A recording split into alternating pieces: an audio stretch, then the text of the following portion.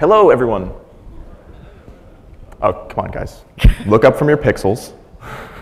Let's try this again. Hello, everyone.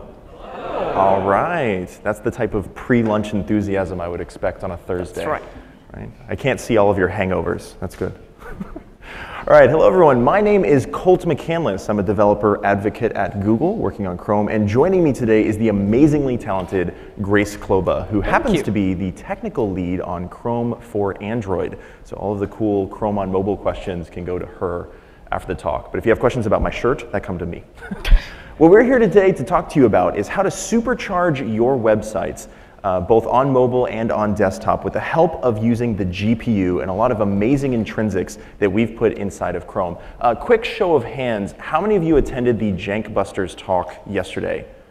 Awesome, that's a good set, that's a good set. You can view the content that we're gonna talk about today sort of as a pairing of what Nat and talked about yesterday. Today we're gonna talk about how to use the GPU to get awesome stuff done. Now before we begin, I wanna point you all to this beautiful Perf Matters hashtag. Quick show of hands, how many have seen this on the interwebs so far? You all are my favorite people. Hugs for everyone after that. Come find me later. If you see something today that inspires you, some statistic you didn't know, or some cool technique that you haven't heard of before, please feel free to go to your social media outlet of choice and use the Perf Matters hashtag. Spread the word, spread the love. That's what we're all here at Google to do, right? All right, I'll quit wasting time at this point. Let's dig into it. Before we can talk about how the GPU is used to supercharge your website into awesome town, we first need to start with a little bit of history so that you can understand how Chrome actually draws your web page. It all starts at the top with a very complex series of algorithms known as software rasterization.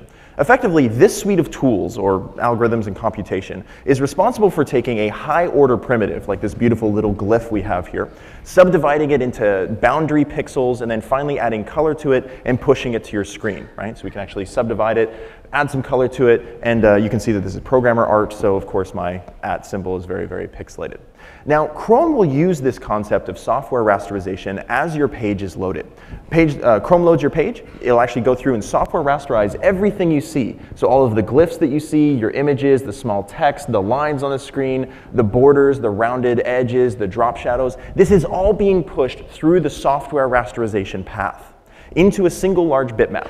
And then what happens is, as you scroll, what Chrome will do is it'll do the smart thing, and it'll actually go through a series of memory copy operations and effectively take all of those lines, the scan lines in the bitmap, and mem copy them to a position that's higher in the bitmap. And then it'll go back through and only software rasterize what hasn't been seen on the page.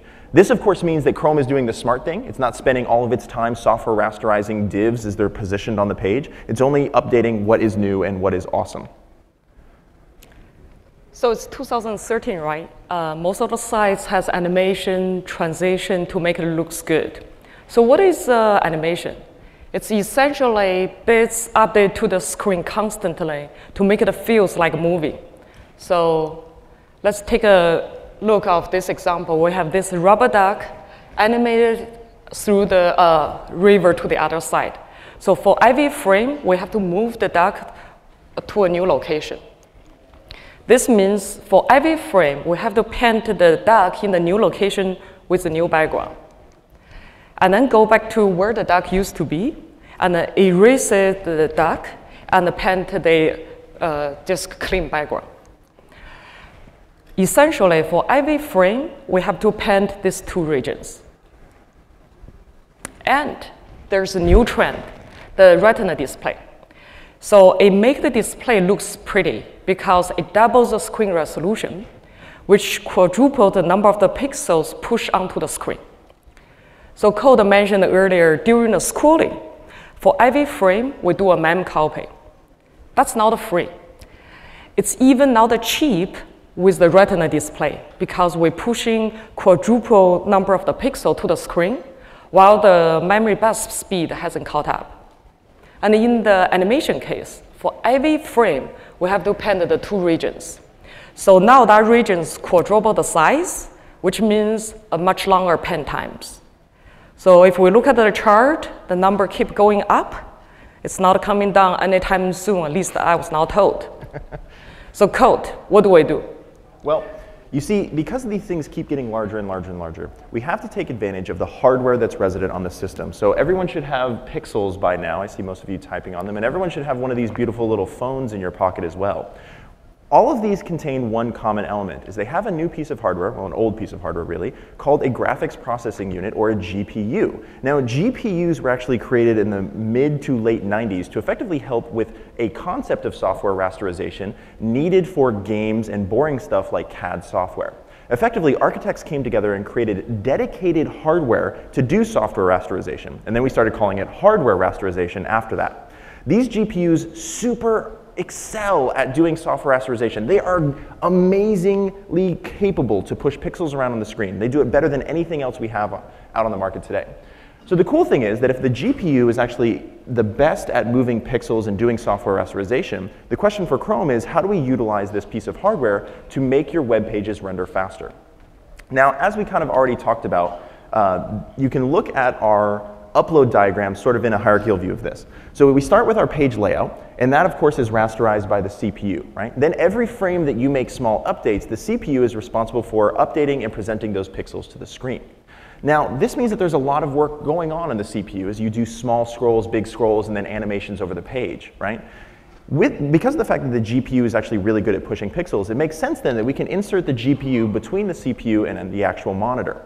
So this means that the CPU can do a single upload to the GPU and allow the GPU to handle finalized positioning on the screen on your behalf. This reduces the overall amount of CPU work that has to be done, rendering your pages a lot faster. Clicky. And there we go. So recall in the CPU mode, we allocate one big bitmap to cover the entire visible regions. In the GPU mode, we divided the page into the smaller tiles. And each tile is cached in the GPU memory as a texture. So let's re-examine the case where we scroll the page. When the page is first loaded, we allocate enough number of the tiles to cover the visible areas. And then when the page is scrolling down, some of the tiles from the previous frame are still visible, but they are drawn in a different position relative to the window or the screen. So one key difference here is we get rid of the mem copy. So Retina display, nice, and we are fine with it. Similar as a software rendering mode, there will be new content show, and then we just allocate the new tiles, render them in the CPU, and upload them to the GPU textures. Some of the old tiles from the previous frame, now they are invisible. If there's enough GPU memory, we leave them in the cache. So if the page is scrolling up, they will be visible, and we have them right away. There's no need to do a CPU pend. If you continue scrolling down, at some point, we're going to run out of the GPU memory. What happened is we go back to the oldest tiles, which user hasn't seen for a while, and we recycle them. This means if those tiles will be visible again, we have to go back to the CPU to pen them and upload them to the GPU texture. So the amount of the GPU memory available is really device dependent. The goal for us is to keep as much as possible in the GPU memory. So when user interact with a page, we can avoid going to the CPU to pen. Before we move on to the next topic, I want to mention Chrome can also do a pre-painting. So earlier I mentioned when the page is first loaded, Chrome allocate enough tiles for the visible areas. During the idle cycle, we proactively paint the area just outside of the visible region.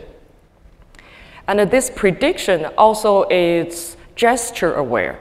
So for example, if you're scrolling down the page, the pre-paint will pre-paint the area below the current visible area because that's the direction going. So this is really cool for scrolling, but it actually puts us in a little bit of a bind when we start talking about the same duck animation as we saw before. By the way, ducks should be the new animation thing in presentations, in my personal opinion. I'm going to start this movement. Too many people put cats in their slides. I really think ducks are ready for a comeback, especially if you've ever been bitten by a duck. It's really, actually hurts a lot. Anyhow, as we have the duck, that's my aside, right? We got time. We got plenty of time. Story time with Colt. You can hashtag that. That'll be fun. Anyhow, as the duck is actually flowing across the pond here, we run into a problem. Where before in the software mode, we would actually rasterize the regions that were dirtied by the duck moving around. We now actually have to rasterize more pixels because we have to redraw the entire tile that's touched by the duck. So as you can see here, we have the duck moving from a 1x2 over to a 2x2. We have to redo all of those tiles at once. So we're touching a lot more pixels during our animation. So this means the GPU tiles can actually get us into a bit of a bind. Clicky. Clicky. Hashtag clicky. There you go. Can you do it for me?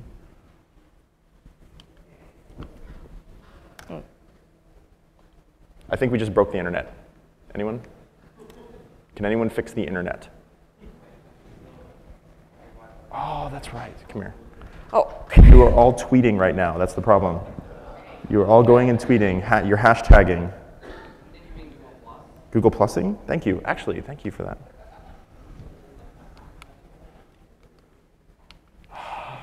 Okay. I can reboot it. That might work. Maybe I should install Vista. That'll actually help too.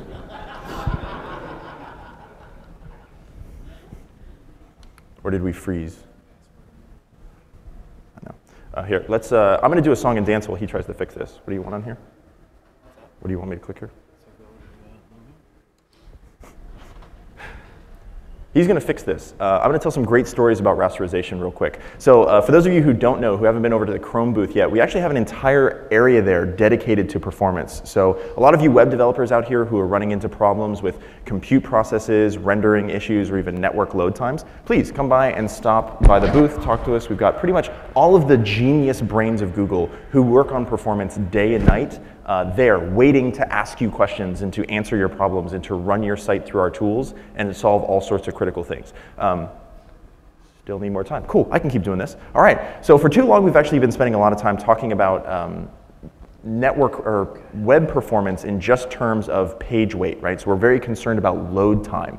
But as we've started getting more web apps on mobile and web apps doing crazy things, we realize that the way that the user experiences your app while they're inside of it actually has a large... We're back. We're back? Oh, well, that was in the middle of something. Hold on. Wait, no, I'm not done yet. Okay. We realized that how the user experiences your app inside of it actually has a lot to do with how much money they're willing to spend and how much you get from that user in terms of retention. So this means that we have to start worrying about the other factors too, things like compute performance and render performance, which brings us back to how we can utilize the GPU to get awesome stuff done. Did I break it again? Maybe it's my clicker. There we go. Okay, so to rehash after a 5-minute soliloquy, we have this duck effectively moving to the screen. It would be ideal if we could effectively know the context here, is that we have the duck moving and we have the background static. It would be great if we could somehow separate these two items so that the GPU can handle positioning of the duck and we won't have to use all of the extra CPU cycles painting the duck in position. And this is actually what we can do inside of Chrome. We actually allow some annotations and some intrinsics that you can add to your page that allow you to separate page elements into separate GPU layers. What this means is that effectively each layer has its own set of tiles. They're uploaded once to the GPU, and then the GPU can position these things around without any interaction in the CPU. Of course, this turbocharges the duck in their animation, allowing it to do awesome stuff through the screen, and allows the CPU to sit back and drink margaritas and basically chill out while the GPU does all the heavy lifting.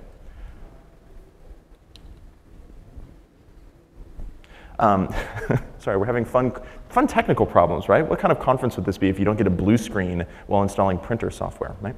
Anyhow, so this is how the GPU stuff is working. Now let's actually talk about how you as a developer can control all of these things. First, it's worth pointing out that there's a set of page elements that are auto-promoted to their own layer once your HTML is parsed and your page is loaded. Depending on your platform and your build and your hardware spec, things like Canvas, video, iframe, and plugins are all promoted to their own layer on your behalf. You don't have to do anything. And this is fantastic because most of the time, these type of page elements spend their entirety updating large portions of the screen that could be overlapping with other tiles. Recall the animation that you saw with the duck moving around, right? So we're spending lots of times updating and rasterizing pixels we don't actually need to. There's also a set of the CSS properties which will manually promote the page element to its own layer. For example, all the 3D transform, like translate Z, translate 3D. This making sense because these transforms can be easily accelerated on the GPU. It's worth noting the 2D transform does not promote the element to its own layer, which means they will be still rendered in a software mode. Now, those two examples are effectively load time modifications, right? So effectively, you parse the page elements, or you parse the page, and these things are auto-promoted on your behalf. It's worth pointing out that there's a set of CSS properties that allow you to push things to a separate layer at runtime. And the two tags you need to be concerned with are transforms, or CSS animations for opacity and transform. How these effectively work is that when the page loads, an element on the page will stay static with the base layer. Once the animation begins, the element in question will actually be promoted to its own layer, right? So the CPU has to spin up, create a new layer, paint the data into the new layer, as well as go back and paint where the object used to be in the base layer. Then as the animation occurs, the GPU and the CPU are working in harmony, creating happy ducks through the universe and the plethora of all the quacks that you hear through the cosmos. And then at the end of the animation, the duck then has to be promoted back to the base layer, where it, there we go, maybe it's my clicker. The duck has to be demoted back to the base layer, which means we have to kill the original layer we had and then re-rasterize the area where the duck finally lands. I'm just going to let you click everything from now on. Of course, this means that we run into some interesting concepts, right? So if we start an animation and all of a sudden we see a hitch in our performance, this means that the CPU may be doing too much work and actually firing up, doing rasterization, and moving on. Which means, of course, we have to start talking about, well, why isn't everything in a layer, and what are the consequences and trade-offs of doing that? Well, the first off thing is you shouldn't put everything in its own layer. Even though the GPU can move these things around and position them, there's actually some consequences you should be aware of. First off is the cost of too many layers. You need to know that each layer you put on the screen effectively creates more tiles. And as Grace mentioned before, the GPU has a static, non-growable memory resource in its texture cache. So what happens is, as these tiles are invalidated and more tiles exist, if the cache is full, we effectively have to push old tiles out of the cache before we can actually put the new tiles in. This is going to put a lot of pressure on your cache, which is going to result in more evictions, which is going to result in a lot of additional CPU overhead painting new tiles that would have previously been resident inside of the cache. In addition to the tile overhead, you also have to take into account just the additional processing that's involved. Now, this is minimal compared to the cache thrashing, but effectively, each layer that you add has to be sorted every frame. There has to be occlusion determinations that occur, and then Chrome can actually go through and do union processing to determine whether or not it should actually draw something. So let's say you have an object, and then you have an opaque layer in front of it. We may be actually able to not draw that lower object because it's actually hidden.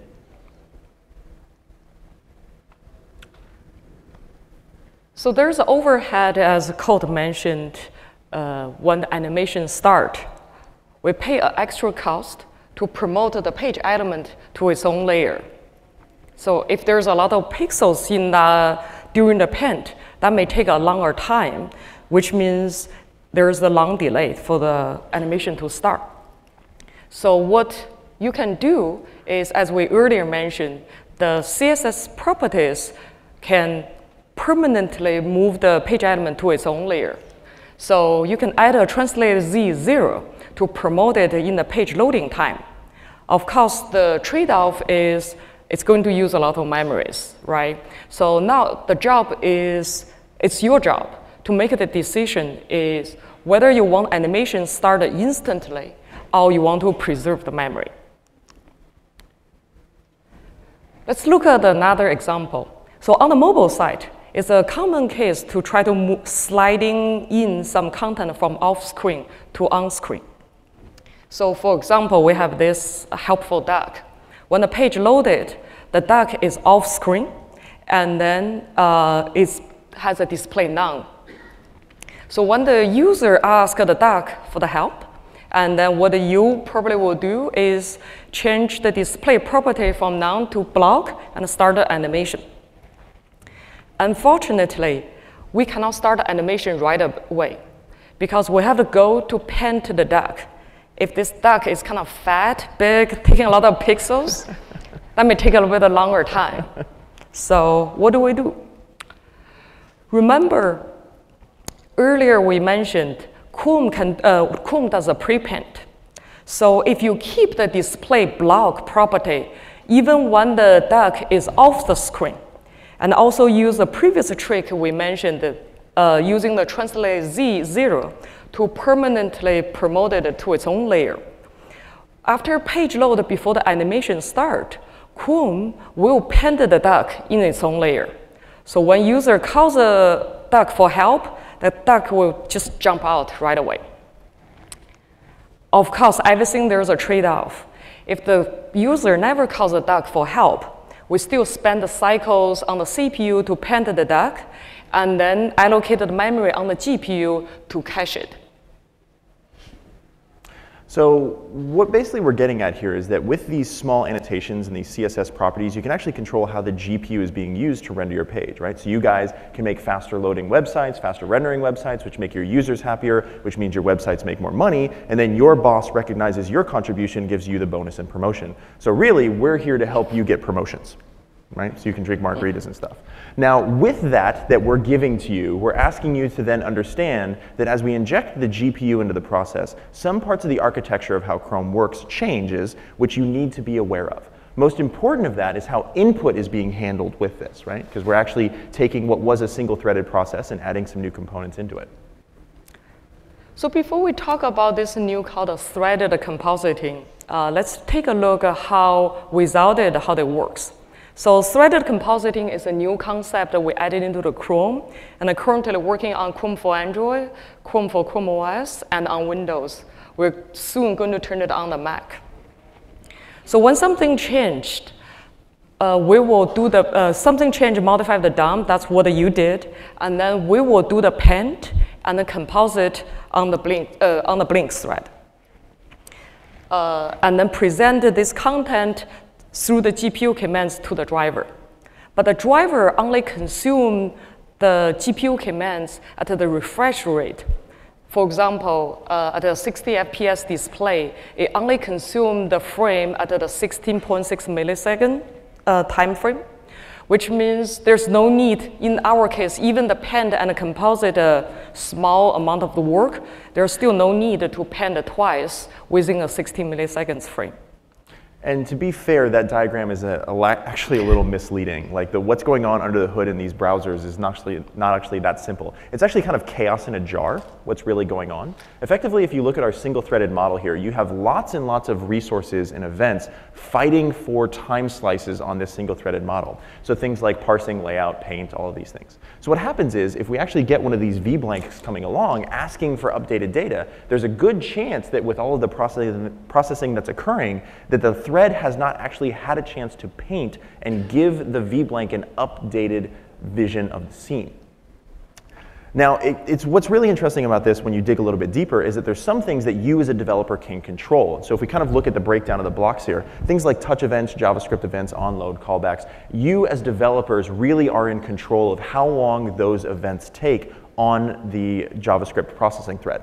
Now, there's some other things, though, that you really can't control. You can kind of wave your hand at it and maybe do some juju dances, but it's really not going to change because on the browser side of things, that's controlled. Things like layout, paint, and compositing. Now, the good thing is that some of these can actually be moved off onto different threads because of modern architectures, right? Like most of the phones in your pockets actually have multiple cores, which means we can utilize modern techniques for threaded programming.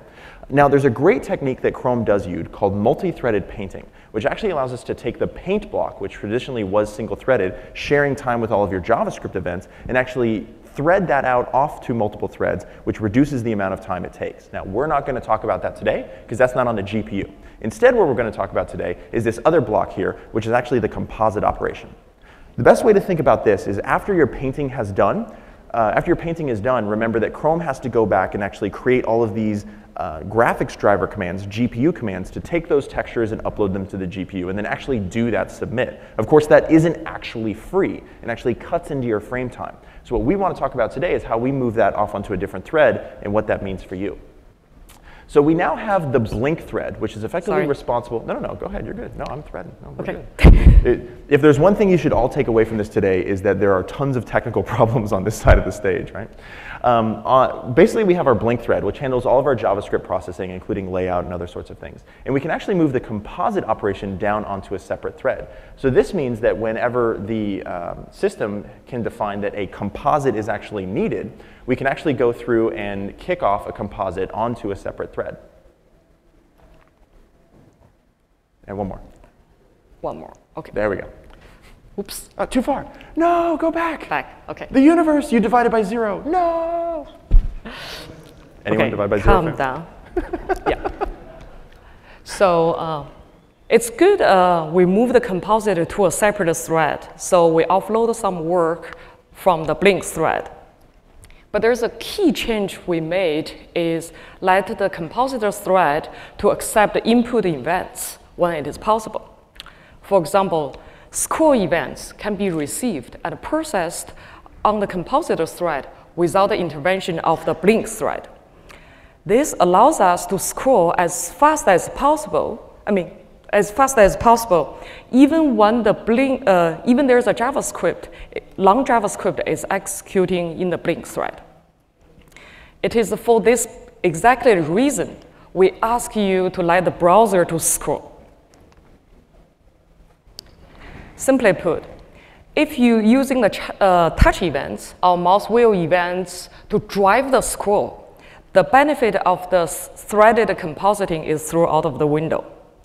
The custom scroll library normally will put like a touch handler, mouse wheel handler, and then they will call prevent default. So the result is there's no scroll events happen or got sent to the compositor thread. What compositor thread can do is just wait for the blink thread to process the JavaScript, doing the layout, and then paint. This is essentially go back to the single thread model. Now, this is actually pretty common on mobile. So how many of you guys actually have a mobile website that has a static header at the top of it? A good amount of hands. So, OK, keep your hands up, keep your hands up. How many of you, in order to keep that banner at the top of the page, actually intercept the scroll handler? Still a couple of you. OK. Well, I'm here to let you know that that's actually a bad practice. So just like Grace said, that when you intercept the scroll handler on Chrome for Android, what you're effectively doing is throwing out all of the cool stuff you get from multi-threaded compositing. And the result of that is what you're going to see is that as the page scrolls, the scroll is going to happen and the header is going to move whether you like it or not. And then your JavaScript code is actually going to execute and fire, and then you'll see your header snap to the position that you want it to go to. So if we have this beautiful Duck Surfing 101 page here and you have the page scroll, you actually want this thing to stay static, right? Now, instead of actually intercepting the scroll handler, you can take advantage of these CSS properties that we've been using and actually put the header in its own layer. So if you actually add a position fixed as well as a z-index 0 to this thing, or well, z-index anything really, just as long as the z-index is there so you can create proper context stacking. What if this will do is actually promote the header into its own layer and allow the page itself to transition underneath it. So you will get the overhead of having your own layer, but you won't get this sort of ghost chasing effect that you're going to see on top of mobile. If you want a really great example of who does this right, definitely check out the Google I/O 2013 mobile site where we do this on the session agenda. You can actually see as things scroll, we have these static headers at top, and it does it the right way. Look at the source code. It's a great example. And so with that, though, it's worth pointing out that we just gave you an example that we didn't talk about before, right? We talked about translate Z, we talked about overflow, we talked about those other things, and that will promote items into their own layer as well. But in reality, you may have inadvertently put something into a layer without really knowing about it, which means that we are not leaving you abandoned here. We actually have updated our tools to tell you how the GPU is doing things. First off, there's a fantastic set of flags that you can turn on in Chrome's DevTools that will tell you where the layers are. First off, if you open up DevTools, you actually see this beautiful, awesome little flag there that says Show Composited Borders. What effectively this does is any of your layers, it will add an orange border around the boundaries of the layer. So I randomly took a picture of a random website on the internet here, and you can actually see that what we have here is lots and lots and lots of layers, right? That's what each one of those orange borders means. So part of their feed here effectively is each layer. if you look at the source code of this, you'll actually see that each one of those leaf elements in the DOM has translate Z on it. So once again, you're seeing that this would come to bad performance like we've already talked about, because each one of those layers is going to have additional tiles. All of those tiles are going to be fighting for residency inside of GPU memory, and of course this is going to slow things down on mobile. Now the cool thing is that it's not always axial aligned like one of the images there. You can see that they actually have this loading icon that is going to be rotated with a CSS transform, as well as a little animated GIF too, and you can see that the cool borders match that as well. Now it's worth pointing out that these borders, as they're rendered, actually obey occlusion ordering. So effectively, if you've got that nice little spinning thing and then an image in front of it, you won't actually see that border. So take that into account as you're moving along. Another great tool that you can actually dive into is one called Chrome tracing. Now Chrome tracing is personally, hey, I'm a beatbox guy now. No. Chrome tracing is actually my favorite tool inside of Chrome because it will actually tell you what Chrome is doing under the hood. Effectively, it gives you a hierarchical view of the call stack that's happening inside of Chrome based upon what your website is doing. So I actually put together a little test page to kind of give you this graphic here. And effectively, all the test page did was load a bunch of large images, like 1024s and 2048s, and actually resize them with a width and height parameter down to 64 by 64s. And this is what Chrome tracing showed me, right? So first off, the 1024 by 1024 actually took 51 milliseconds to decode. And then after that, took another 29 milliseconds to resize. So think of it this way. For all of you guys in here who are doing responsive web design and you're sending your full resolution desktop images down to your mobile client because you feel that that's the only way you can handle viewport differences, you could be wasting a lot of time. Instead, you can see that the next image that I had in the list was much smaller. It was close. It was about 128 by 128. So the decode took less time as well as the resize took less time. So the cool thing to take away from this slide is that we can actually figure out how your page is using the GPU by looking at some patterns that you can see inside of Chrome tracing. So earlier we talked about browser scroll versus JavaScript scroll. Let's take a look in the Chrome tracing. So in this case, the top row is a compositor thread. The bottom row, called the CR render main, is essentially the blink thread. The number on the left is a process ID. Because compositor and the blink thread are both in the render process, so they have the same number, same process ID. Chrome trace also come with this nice FPS guideline. So it's running at 60 FPS, repeated at 16.6 milliseconds. In this case, I left aligned it with the first composite in this window. As you can see, the scroll is updated nicely at the 60 FPS, even when we have a long pant happened in the blink thread. Let's take a look at another trace. This is done on the same device with the same version of the Chrome. Instead, we load a different page, of course. Otherwise, it should be same, right? So in this page, the JavaScript is hijacking the touch events and then drive the scrolling of the page. First thing we did is put back our FPS guideline and left aligned with the first composite. Immediately, you will notice between the second and the third composite, it took 33 milliseconds instead of the 16 milliseconds. Why? Because in this case, we also have a long pant happen in the blink thread. And because the scrolling is driven by the JavaScript, so the composite step in the composite thread cannot start until that pant is finished. So again, we want you, from this example, the thing you want to learn from this example is let the browser scroll. And with that, we can kind of recap what we've talked about today. 4 main bullet points to walk away from this talk. Number 1, making a presentation is a lot more technically difficult, apparently, than writing a whole web browser. First off is actually GPU plus layers equals faster rendering, right? By actually getting the GPU into the mix and actually using layers, we can allow it to alleviate a lot of the processing burden that would previously exist in rasterization on the CPU. But that comes with a caveat, though, is that too many layers is going to be a seriously bad time. If you put too many layers out there, everything's everything's going to be fighting for residency inside of the GPU tile cache, and that's going to create some problems. In addition to that, that's going to create some changes in how input is handled, especially for mobile devices, which means that you guys should really let Chrome handle the scrolling of things. You're going to have a smoother frame rate. It's going to give your users a better impression of your site. You're going to make lots of money and get really cool promotions, and then you can send Grace and I emails thanking us for all of our time and effort that we put into this technically flawed talk. And then finally, if you're not really sure what's going on, please use tooling to verify what's going on under the hood. Use things like show composited borders as well as about tracing and get a really good deep dive of what's happening. So with that, we thank you all so much for giving us your time today.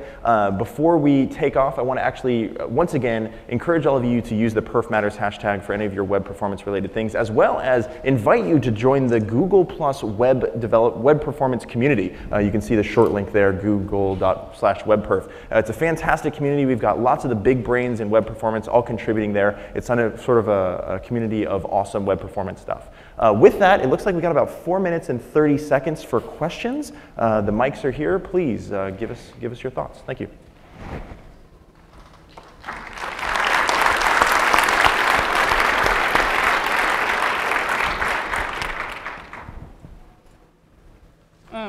I have 3 brief questions, if I can read my own handwriting. Wait. How brief can they be? You wrote them down. That's not so I could pay attention. That's not a brief question. What is the limit to the number of tiles? Is it like 100 tiles, 1,000 tiles, 10 tiles in the mem cache of the GPU? It really depends. As we mentioned, there was like the impact of the tiles is memory, right? So we try to do the sparsing is if the tile is fully behind it, we're not going to render it. But if there's like overlap because of the tile size, you of course pay the overhead. So that depends on how much you overlap. So I guess the main question is how big is the memory that's allocated to the GPU?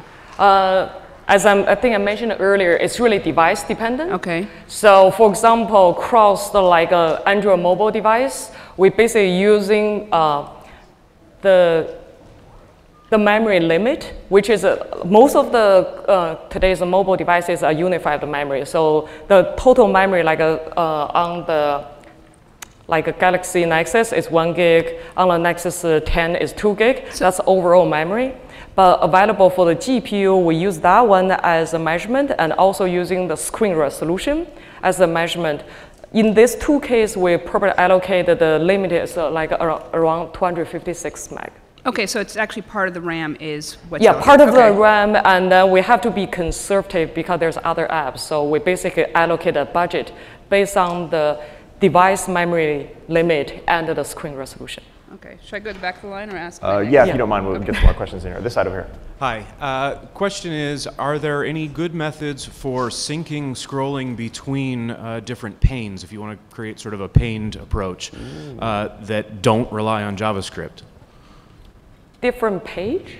Panes. So, for example, your iOS session example was a good one. I noticed on iOS on Safari that while the vertical scrolling sticks nicely, the horizontal scrolling doesn't work at all. It doesn't keep it in sync as you scroll. So are there mechanisms to have different divs within a web page where the scrolling in one direction or the other is synced between them, and yet still have some of the advantages of layering? I think if I understand the question is you want the vertical scroll handled by the browser, but the left and right handled by content? Yeah, think of Google Spreadsheet where you have the ability to split panes and go both directions. Well, when I scroll horizontally, I need both the header or top and bottom layers, panes rather, to stay in sync. I think when I scroll vertically, I need. You can actually invoke dark magic, right? Like that's So no. That's a tricky one. Let's dig deep on that if you guys wouldn't mind. So we're actually running out of time here, and I know there's lots of questions. So Grace and I will actually be at the Chrome office hours for the next half hour. Please, everyone in line and anyone else who has questions, please come meet us there. Let's talk more about this stuff and help you guys out. Once again, thank you for your time today. Appreciate it.